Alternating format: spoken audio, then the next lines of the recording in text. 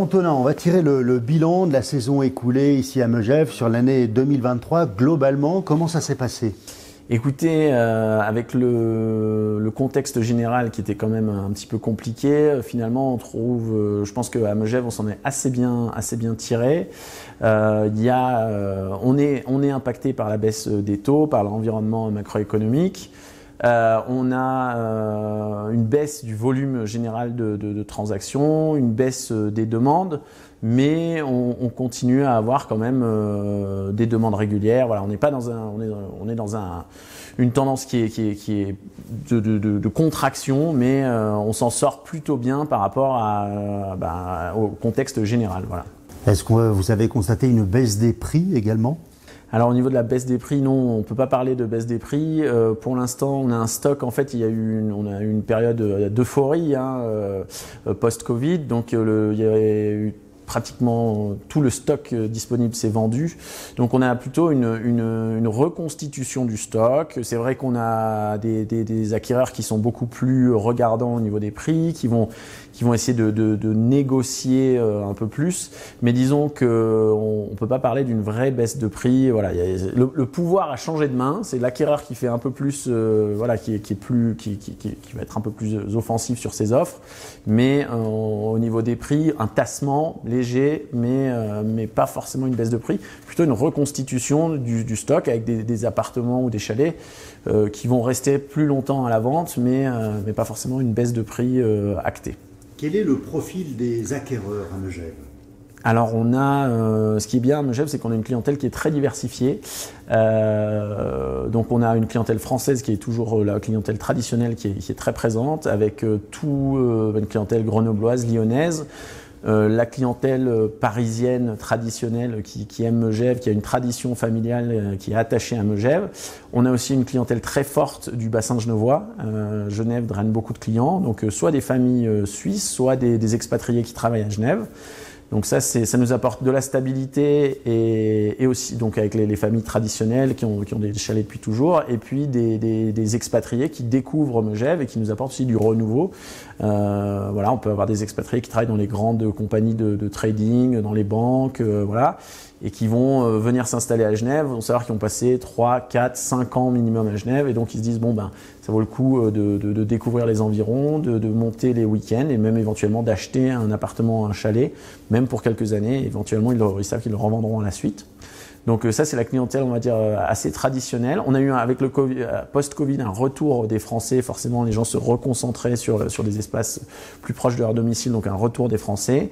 Et là, on voit que c'est la clientèle étrangère, donc en dehors du bassin genevois et de la clientèle française, revient aussi. Donc on a une clientèle italienne, clientèle même d'Amérique du Sud, voilà, qui revient, voilà, des clients Amérique du Sud, et puis avec le Four Seasons, une clientèle du Moyen-Orient.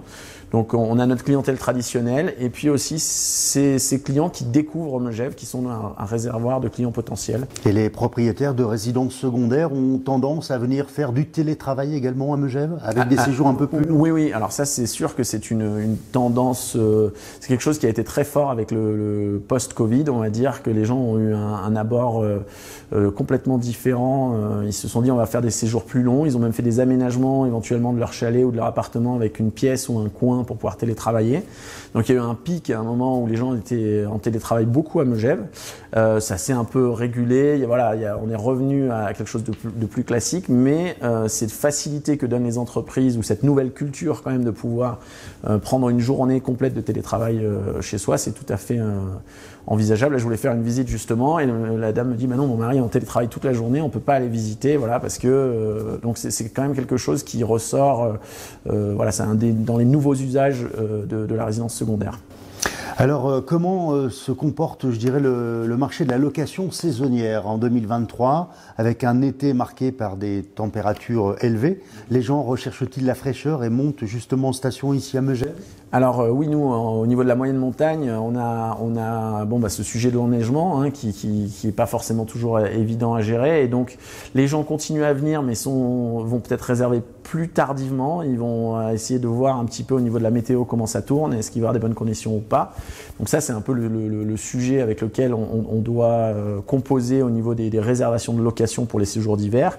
Et pour répondre à votre question, au niveau de l'été, en revanche, ce qui est bien, c'est que il y a un attrait bien plus important de la moyenne montagne l'été, puisque malheureusement, avec le réchauffement climatique, il y a des températures caniculaires dans les villes, mais nous, finalement, on avait des étés un peu frais, on a des étés un peu plus chauds, mais tout en ayant la fraîcheur recherchée. Donc, en fait, l'été dernier, c'était parfait en termes pour nous, pour les mois de juillet et août, c'était des mois très agréables pour être à la montagne. Pour avoir des activités sportives à la montagne. On a de plus en plus dans notre clientèle des gens qui sont dans une recherche aussi d'un équilibre et de bien-être et de santé, et donc qui font de la randonnée, du VTT, qui vont apprécier de pouvoir faire leur sport, leurs activités sportives dans un environnement qui soit plus frais l'été. Alors l'été, maintenant l'hiver. Megève, station de charme, comme on dit, moyenne montagne. Les impacts du réchauffement climatique, est-ce que vous sentez une modification dans le comportement des locations ou des acquéreurs, ou est-ce que l'absence de neige ou le manque de neige ne contrarie pas justement la fréquentation ? Alors écoutez, c'est plus, comme je le disais, au niveau des prises de décision. Donc les gens qui veulent vraiment de la neige, eux, vont avoir tendance à remettre leurs décisions ou à réserver en dernière minute en se disant quelles sont les conditions d'enneigement, comment on va faire. Ça, c'est souvent les familles avec des enfants ou les gens qui sont plus mordus de ski. Après, on a des gens aussi qui, sur la clientèle Megevane, les gens qui sont attachés à Megève et qui viennent depuis toujours.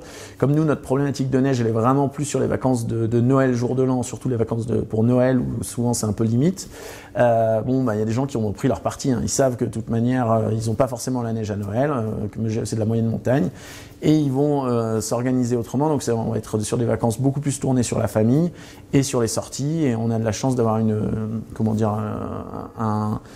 au niveau d'une offre de restauration et de divertissement, de possibilités de sortie qui s'est quand même étoffée ces dernières années. Donc ça permet quand même de compenser sur la période des fêtes le manque de neige. Bon, bien évidemment, c'est un équilibre à trouver. Il faut qu'il y ait de la neige, il faut qu'on puisse mettre les enfants au ski. C'est pas tout simple, mais quelque part, les gens voient aussi que dans les stations d'altitude, parfois il pleut. Là, j'étais hier dans les Trois-Vallées et il pleuvait très haut en altitude. Donc ils savent que c'est pas non plus tout blanc, tout noir. Voilà, donc ils s'organisent, ils essaient aussi de s'organiser pour que les séjours se passent bien à Noël. Comment s'annonce la fin d'hiver 2024, les vacances de février et Pâques après ? Alors pour nous, les vacances de février, c'est moins problématique dans le sens où en février, il y a quasiment tout le temps de la neige. L'enneigement est moins critique, donc les gens ont déjà réservé leur séjour de février. C'est plus classique, on va dire, c'est les vacances au ski. Donc pour ça, normalement, on devrait avoir moins de sujets au niveau enneigement et les réservations sont bonnes. Il n'y a pas là-dessus, on est assez serein. Alors on va parler du DPE maintenant, DPE en montagne, avec ses particularités. Comment ça se passe à Megève pour l'application du DPE ? Alors le DPE, c'est vrai que c'est un indicateur qui est qui est mis en avant au niveau dans les médias et qui a son utilité, mais c'est un indicateur. Donc les acquéreurs vont avoir tendance à regarder cet indicateur, mais ils ne savent pas exactement la réalité, la pertinence de celui-ci. Et c'est vrai que nous à la montagne, on est un peu étonnés parfois de voir des constructions neuves, d'excellente qualité, qui se retrouvent pénalisées avec des DPE assez pas mauvais, mais qui sont moyens, alors qu'on a vraiment un niveau d'isolation excellent, ou des rénovations, des gens qui ont fait des grosses rénovations, mais qui sont quand même sur des chauffages fuel ou sur des chaudières un peu anciennes et qui se retrouvent pénalisés par les DPE. Et c'est vrai que le sentiment général, c'est que je pense que tout le monde est d'accord pour essayer d'aller vers un immobilier plus vert et essayer de faire des efforts au niveau de la performance énergétique des bâtiments. Simplement qu'il y a peut-être une pertinence à revoir revoir une adaptation à faire de ces DPE pour que ils soient plus pertinents et qu'ils reflètent mieux la réalité de la qualité de la construction. Parce que quand on voit un chalet à plusieurs millions d'euros qui a été construit par des artisans qui mettent et leur énergie et leur cœur et qui se retrouvent avec des DPE pas terribles, c'est vrai que c'est un petit peu choquant de notre point de vue. Les critères ne sont pas adaptés, les critères de bord de mer ne s'adaptent pas à la montagne. Voilà, exactement. Donc je pense que maintenant même les autorités compétentes commencent à être conscientes de ce problème. Il va falloir qu'il y ait une réflexion. Tout le monde pense que c'est une bonne chose qu'il y ait un DPE, qu'il y ait plus d'informations des acquéreurs, mais il faut que cette information elle soit adaptée, pertinente. Donc j'espère qu'il va y avoir des aménagements dans ce sens. Avec le nouveau ministre du Logement. Oui, c'est vrai que pas de ministre du Logement, c'est pas extraordinaire. Mais bon. On va terminer par les prévisions du marché. Ici à Megève pour 2024, comment sentez-vous le marché ? Écoutez, je pense que donc nous, notre clientèle, elle n'est pas forcément, impactée directement par cette question des taux.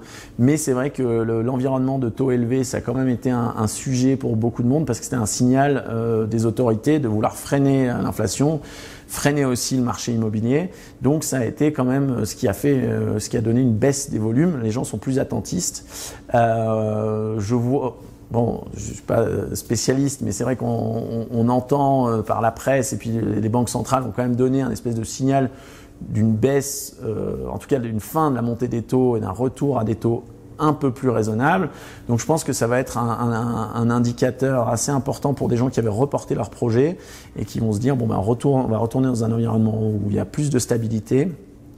Donc un retour d'un peu plus de volume et d'une reprise du marché qui sera moi je suis assez optimiste, c'est comme ça, mais bon donc je pense que le marché va reprendre tranquillement et qu'il y a des gens qui avaient reporté leur projet qui vont revenir sur le marché.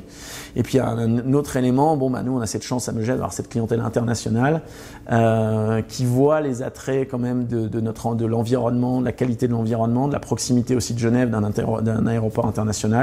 Et donc, dans cette période où pour nous, la clientèle française est plus impactée par les taux, on a quand même cette clientèle qui arrive quand même à tirer le marché vers le haut. Et c'est vrai qu'au niveau de l'ultra-luxe, on voit qu'on a quand même des demandes sur des budgets très importants de gens qui viennent rechercher pour le coup la sécurité, la qualité de vie, la proximité de l'aéroport.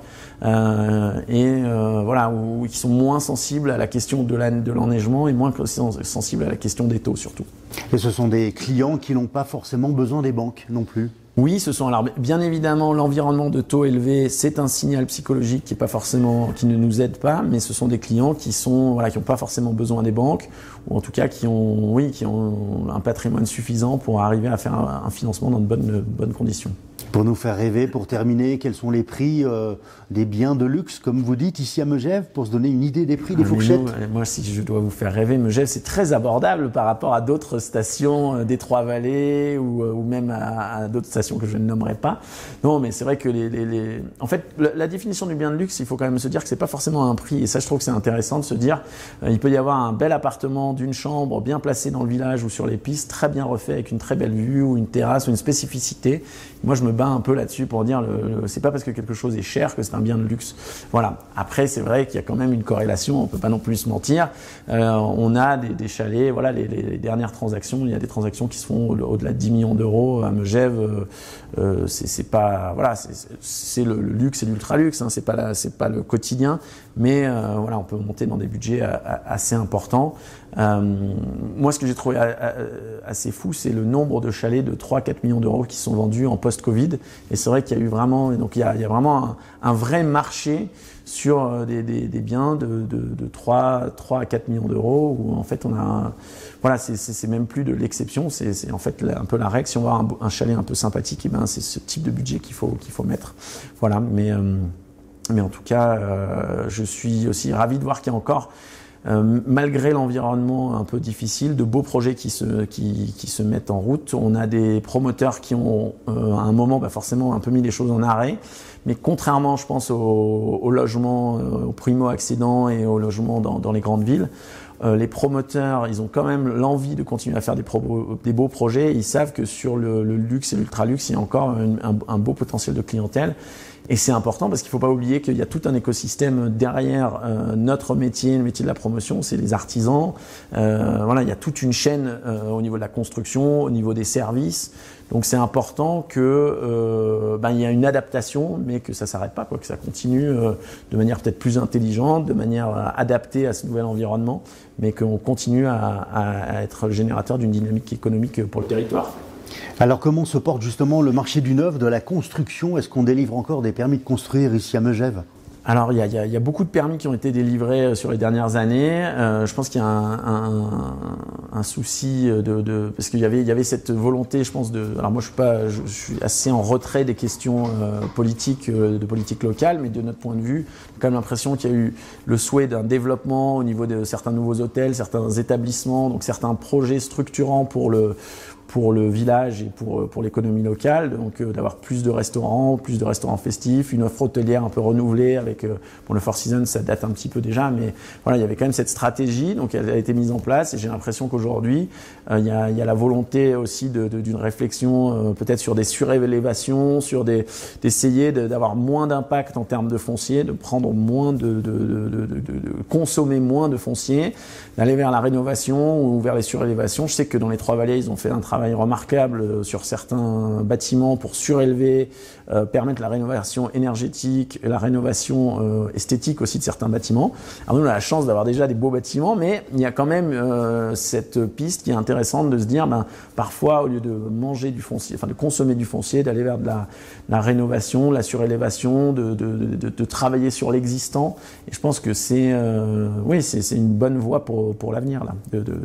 Est-ce qu'il y aura encore des nouveaux chalets neufs? Oui, il y aura forcément des nouveaux chalets neufs, mais c'est vrai que il y a une raréfaction du foncier, le PLU est beaucoup moins, il y a eu beaucoup de terrain, il n'y a plus beaucoup de terrains constructibles. Donc ce qui risque de se passer aussi, c'est qu'il risque d'y avoir des chalets anciens qui vont être rasés pour reconstruire. Ce qui dans certains cas n'est pas une mauvaise chose parce que vu le prix du foncier, c'est cohérent de reconstruire quelque chose. Et puis il y a aussi, je fais confiance aux autorités pour protéger le patrimoine. Il y a aussi des chalets qui sont classés donc qui pourront pas être rasés. Donc c'est un équilibre à trouver. Mais c'est sûr qu'on va aller beaucoup plus vers de la rénovation ou la démolition de bâtiments existants et la reconstruction que vers la consommation de foncier de manière générale. C'est pas du tout la tendance actuelle. Merci beaucoup Antonin et puis bonne saison et à bientôt. Merci, à très bientôt. Merci bien. Au revoir.